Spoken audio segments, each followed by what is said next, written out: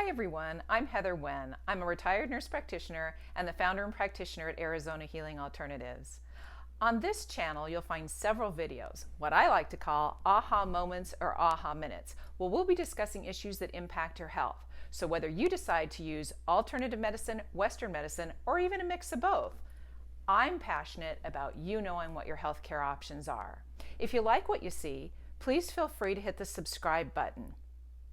In this upcoming series, I'm going to be talking to you about some different healing modalities, what I like to call understanding your healthcare options. So we're going to talk a little bit about Western medicine in the first part, then we're going to talk about acupuncture, energy medicine in the third part, and in the fourth part, we're going to be talking about applied kinesiology in the framework of total body modification, followed by hypnosis. The reason why I want to cover these issues is because I want you to know if you're thinking about using something or you don't want to use something, you'll have a little bit of a background, obviously not an extensive background, but a little bit of a background to know what you want to try and what you don't want to try.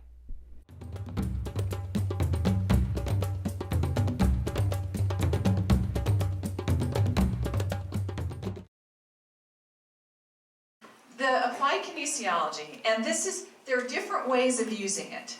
There's a lot of people who muscle test, as it's called, and there are different ways of using it.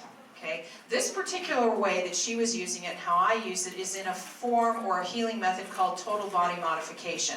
So what is that? Total body modification was invented by a chiropractor to save his wife's life, and we'll talk about that in just a second. But it's based on the theory that if you're muscle testing something, let's talk about a reflex. If there's a hot stove, and I stick my finger on that hot stove, what's going to happen? That's a reflex. So from my finger, there's a nerve that travels up my spine, goes to the brain, tells the brain, that hurts, please stop. And then basically, another nerve goes back down, innervates the muscle, causes it to contract, and so I pull my finger away from that source. All right, so that's a reflex. This man named Viktor Frankl, who invented this, he was a chiropractor, and he also was a naturopath, and he had some familiarity with Oriental medicine or acupuncture. So he was studying at the time, when this happened in 1974, with the founding fathers of applied kinesiology, Goodard and some others. And what he didn't like about it was he didn't like that it was long and drawn out and took a long time to even get anywhere. And he didn't like that.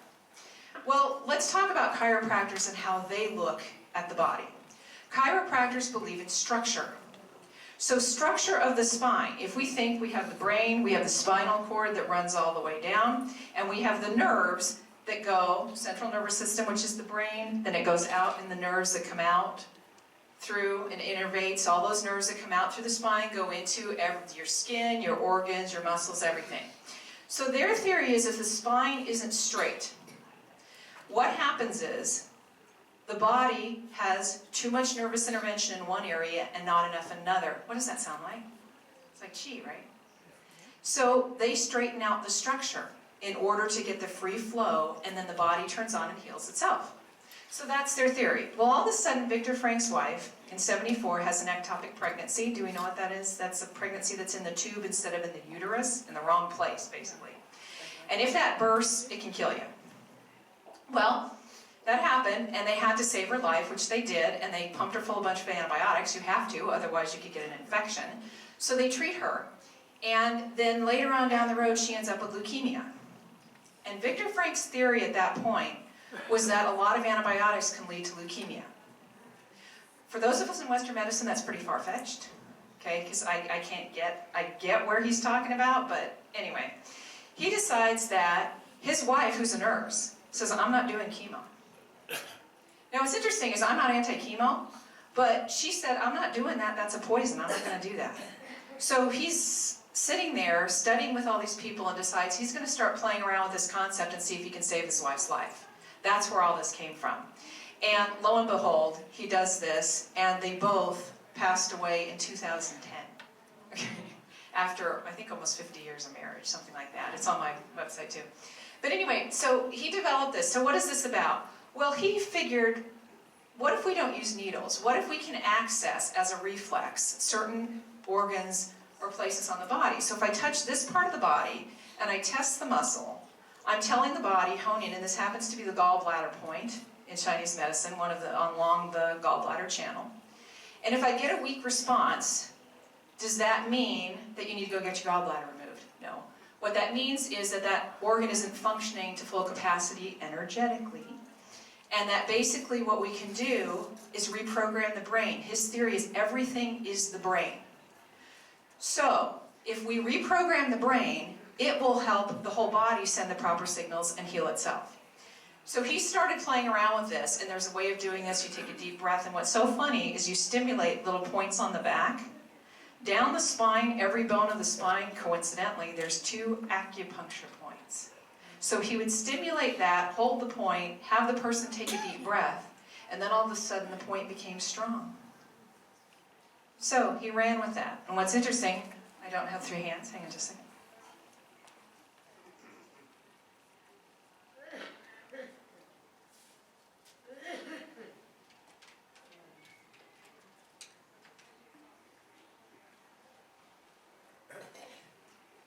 So what he did was he mapped out a whole bunch of points on the body and ways to hold, ways to touch, ways to do different things. And lo and behold, this is where TBM was born. And there are all these different reflex points and all these different ways of holding them and all these different ways of stimulating the spine to do that, and it's completely non-invasive. Now, back when I was first getting introduced to this, I thought, this is too easy. Okay, really? So, at any rate, as we go through this, the body has an innate ability to heal itself, how that applied kinesiology works, and the stimulation of those certain points resets the brain to clear those blockages. All right. So now, as far as this goes, I'd like to do a little demonstration of this for you. We have such a large crowd, which is amazing. It's so great you guys are out here today.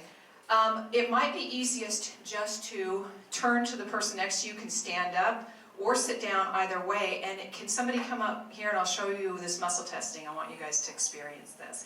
Would somebody mind coming up for me to do that? And I was like, yes, come on up. Okay, we've got 2 people at the same time, hang on. Hi, how are you? What's your name? Clayton. Hi, Clayton. Heather, nice to meet you. So as a way to demonstrate this, Clayton, what you can do is turn this way so they can see you. And then you can put your arms straight out, and then this arm down. Perfect. And I'm just going to try to push that arm down, so just don't let me do that. And it doesn't take a lot of force to feel that resistance. So say, my name is, and say your name. My name is And your name. Clayton. Say my name is Clayton. Go ahead. My name is Clayton. Good. Don't let me push that arm down. Push that arm down. You're good. You're good. You're so good. And then say, my name is Heather. My name is Heather. Feel that difference? You see that? Okay.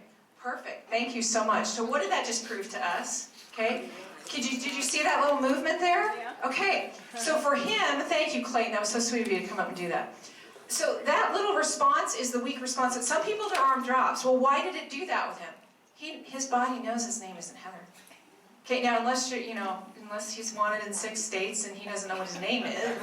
But other than that, that's what this is about. The body knows. So we're looking for that difference. What's interesting about it is, like I said, anybody else can power someone's arm down. So if I had a certain opinion as to what I wanted to come out, I can make it do whatever I want. It has to do with just really putting yourself to the side and just, because people say, oh, that's so subjective. How do I tell? It takes a while to learn that skill, but it's really a lot of fun. So what happened with this was one of Viktor Frankl's students actually went on and created and said, wait a minute, in Oriental medicine, we know that every organ has an emotion attached to it. So that being the case, he said, if we're doing this for physical conditions, why can't we do this for emotional stuff? So one of his students went on and created an emotional reprogramming technique. Now, with that, let me give you an example of emotional reprogramming. When I was working with my practitioner, after I had spent a year and I was out for my auto accident when I was 19, I would get in the car, I'm completely fine. I don't have any chronic pain left over, no residual pain, I was fine after a year. And then I would get in the car And when I got in the car, a rock would hit the windshield. And all of a sudden, I would get this horrible pain in my head. And I'd have to pull over to the side of the road. What do you guys think's going on? Flashbacks. Thank you. You guys, you nailed it. Flashbacks are memory. The brain is the master associator. So I don't have any physical reason for the pain. But ultimately what would happen is my brain went through its categories of, wait a minute, what does that sound remind me of? Goes through the archives, right? Comes, wow, you cracked the windshield with your head. And there comes the pain signal. There's no physical reason for it. So the emotional stuff is really, really fascinating, because once I had that done, thank goodness, because here in Arizona, a rock hits the windshield every 6 seconds. Okay? Right? Yeah, pretty much. I wouldn't be driving. Okay? So thank goodness that was reprogrammed. We sent the brain somewhere else neurologically, so it doesn't do that anymore. Yay, I'm in Hawaii when a rock hits the windshield. Fantastic. All right. So ultimately then, let's talk about what is this stuff and what are the risks of this and what do we do? Accuracy of it. Now we have to step back a little bit again. So ultimately, when I was working with her, she actually gave a layperson's version of how to do this muscle testing out of her house one weekend. And remember, I'm still in the phase back then of going, really? I thought, well, I got nothing better to do on a weekend, I might as well just go do this. So I went, and I had some training with her. And I thought it was cute. And then I would come up to people, let's say you had a sore throat. I'd come up to you and go, look, I learned this stuff. I know this isn't going to work. But if you want to give me your arm, let's play around a little bit. And then you look at me and go, hey, sure, Heather, I got a sore throat, no problem. And then I started playing around on people. And I played around on people. And I played around on people. And it kept working. And it was very irritating. It's very, very irritating. Because it's working. Okay? And as it keeps working, I'm more irritated. But ultimately, what happened was, at that point, was I was playing. So I went into the office one day. And she looks at me and she tests me and she says, okay, I'm getting that you're really anemic, and for this type of anemia is iron deficiency anemia, where the red blood cells are really small and you need to take more iron to get more red blood cells and more oxygen into the brain. And ultimately, she says I'm anemic and that we got to work on my gallbladder. And I'm not having any gallbladder pain. Okay? And I was thrilled that she said it, because I was finally going to prove this stuff wrong. I was so happy, because I said, see, this stuff isn't accurate. And let me tell you why it's not accurate. Because I just had my physical exam 3 weeks ago, and I've never had anemia a day in my life, ever. And my blood work is completely normal. And I said, and I'm thinking in my head, but I didn't say this out loud, which is surprising, because aren't you glad I'm not your patient?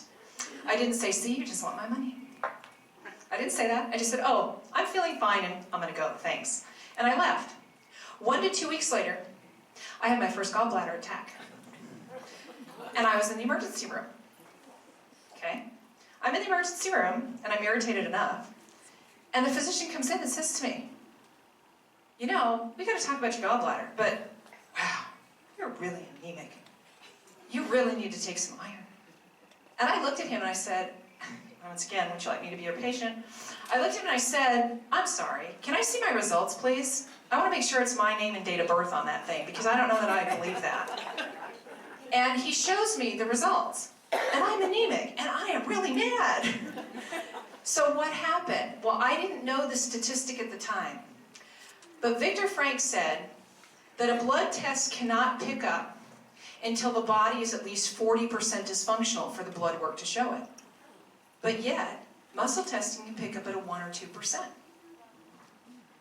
I wouldn't have believed it if I hadn't had it happen, except when I start running it through my scientific brain, and I start running it through this, I start thinking to myself, wait a minute. How many women come into my office and say to me they're in this perimenopausal range in their age, and they're saying, I don't feel like myself anymore. I don't know what happened to me, but I'm having hot flashes, I feel horrible, and my family wants to sell me because they don't know, where I went, and I don't feel like me anymore, and I'm agitated all the time, and I'm moody, and no one in this room is going to get to any of that, including myself. Okay? But ultimately, I run blood work on you. and your blood work's normal. How many times does that happen? I saw that over and over again. My blood work can't prove it, but you're having symptoms anyway. So these sorts of things had to happen to me. And in fact, what's interesting to me is you fast forward 10 years, I practiced on people. 10 years until finally my friends came up to me and said, how much longer you need? How much longer do you need that there's something to this? And at that point, I went back and I actually was trained, and I was fortunate enough to be trained by Viktor Frank before he passed away in 2010. And then I was also trained by his student for the emotional part. Thank you so much for watching this video. If you want to see the whole entire talk that covers all the different modalities that we're going to discuss in this series, as well as my own experience with them, please watch the video, Energy Medicine or Woo Woo, a Nurse Practitioner Story. It'll give you the entire story. Once again, if you like what you've seen, please feel free to hit that subscribe button. You can also hit the notification bell so that when other videos come out, you'll be notified. You can also leave comments or questions that you have, and I will respond to them. Once again, thanks for listening and have a great day.